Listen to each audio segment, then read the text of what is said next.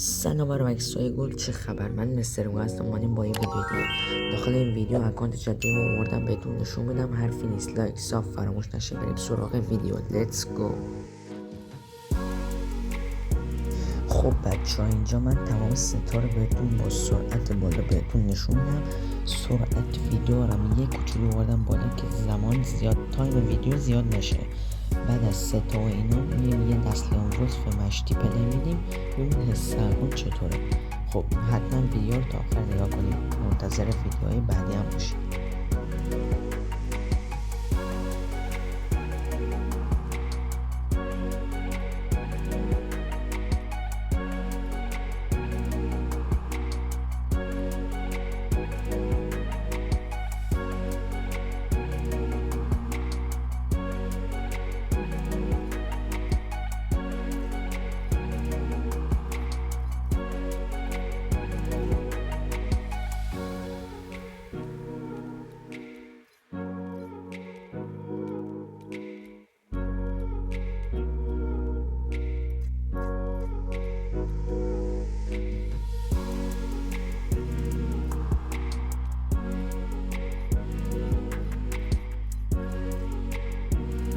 برعکس این اکانت از لحاظ ست و گان فوله، ولی از لحاظ گان بالاتره، یعنی اون فولتره.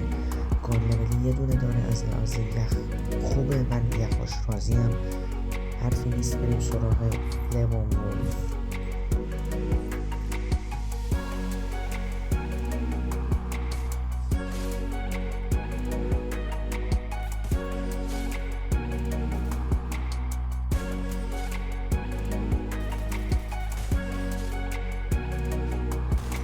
خب برای دمتون گرم که تا اینجا ویدیو همراه ما بودین.